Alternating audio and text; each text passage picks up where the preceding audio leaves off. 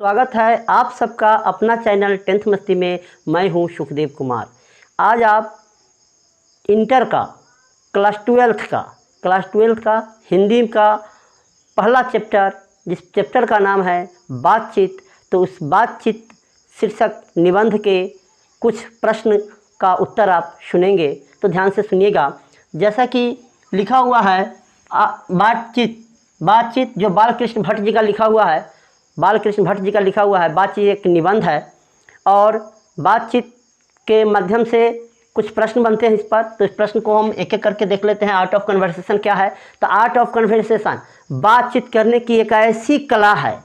Art of conversation बातचीत करने की एक ऐसी सुंदर कला है जिसमें ऐसे प्रसंग छोड़े जाते हैं कि सुनने वाले को कर्णप्रिय लगती है, सुखद अनुभव होती है। माने एक बहुत ही सुहृदय गोष्ठी का नाम है।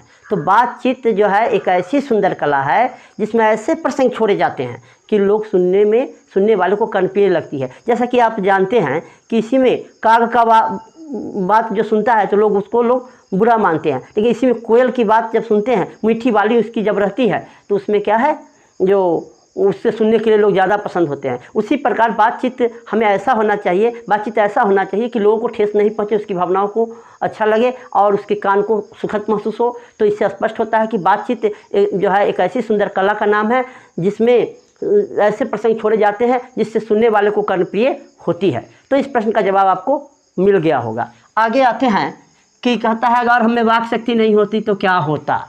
यदि हम में वाक शक्ति नहीं होती तो क्या होता। तो बालकृष्ण भट्ट जी जो है बातचीत शीर्षक निबंध के माध्यम से बताते हैं कि यदि हमें वाक शक्ति यानी बोलने की शक्ति नहीं होती तो हम गूंगे रहते, सारी सृष्टि गूंगे होती और हम अपनी बातों को ज्ञान इंद्रियों द्वारा ही जो है अपने सुख दुख को जितना अच्छा से हम अभी बोल पाते हैं, कह पाते हैं, उतना अच्छा से हम नहीं कर पाते, अपना सुख दुख हम सुना नहीं पाते।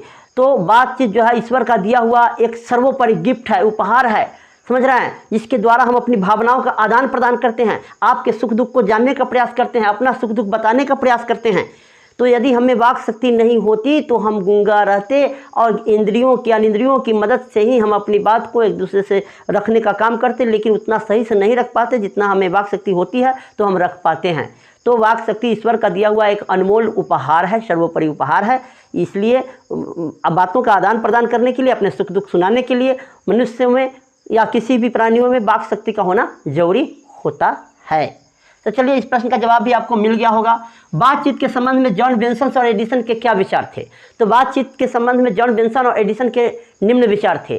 तो बेन जॉनसन का विचार था कि मनुष्य जब तक बोलता नहीं है उसके गुण दोष प्रकट नहीं होता है, अर्थात बातचीत के द्वारा ही मनुष्य के रूप का साक्षात्कार होता है। उदाहरण के लिए मैं बताना चाहता हूं कि विद्वानों की एक सभा लगी हुई है और विद्वान के भेष में ही एक गूंगा व्यक्ति उसी के साथ बैठा हुआ है, तो अलग से देखने वाले को यह पता नहीं लगता है कि अमुक व्यक्ति जो है गूंगा है। उसके गूंगेपन का पता तब चलता है जब वो अपनी मुंह से वह कुछ बोलता है। इससे स्पष्ट होता है कि मनुष्य जब तक बोलता नहीं उसका गुण दोष प्रकट नहीं होता है, मनुष्य के बोलने से ही उसके रूप का साक्षात्कार होता है। और एडिसन के विचार थे कि असल बातचीत केवल दो व्यक्तियों के बीच ही हो सकती है, असल बातचीत केवल दो व्यक्तियों के बीच ही हो सकती है। तीसरे व्यक्ति के प्रवेश मात्र से ही बातचीत की धारा को बदल दी जाती है और जब चौथा व्यक्ति आ गया तो समझिए तो बातचीत बेतुकी हो जाती है, औपचारिकता मात्र रह जाती है और बातचीत जो है पूरी तरह से समझिए तो समाप्त रहती है, राम रमोवल बनकर रह जाती है। तो यही जो है बातचीत के संबंध में बेन जॉनसन और एडिसन के विचार थे। तो यह प्रश्न का जवाब भी आपको मिल गया होगा। आगे आते हैं राम रमोवल का क्या अर्थ है। तो यह प्रश्न भी वही है, राम रमोवल का अर्थ है कि असल बातचीत केवल दो व्यक्तियों की बीच ही हो सकती है, तीसरे व्यक्ति के प्रवेश मात्र से जब बातचीत की धारा को बदल दी जाती है और यही चौथे व्यक्ति जब प्रवेश करते हैं तो बातचीत सिर्फ फॉर्मेलिटी रह जाता है, औपचारिकता रह जाता है और समझिए तो सही बातचीत होती नहीं है। इसलिए वह राम रमोवल रहकर ही, राम कहानी रहकर ही खत्म हो जाती है। तो यही है राम रमोवल का अर्थ कि असल बातचीत केवल दो व्यक्तियों के बीच ही हो सकती है, तीसरे व्यक्ति के प्रवेश मात्र से धारा को बदल दी जाती है, चौथे व्यक्ति जब ही प्रवेश कर जाता है बातचीत बेतुकी अर्थात राम रमोवल बनकर रह जाती है। तो मुझे उम्मीद है कि बालकृष्ण भट्ट द्वारा रचित यह निबंध के माध्यम से जो 4 प्रश्न बनते थे, वो चारों प्रश्न का जवाब मैं सही से आपको दे पाया हूँ। अगर आपको अच्छी लगी होगी तो मेरे इस चैनल को सब्सक्राइब करें, दोस्तों से शेयर करें।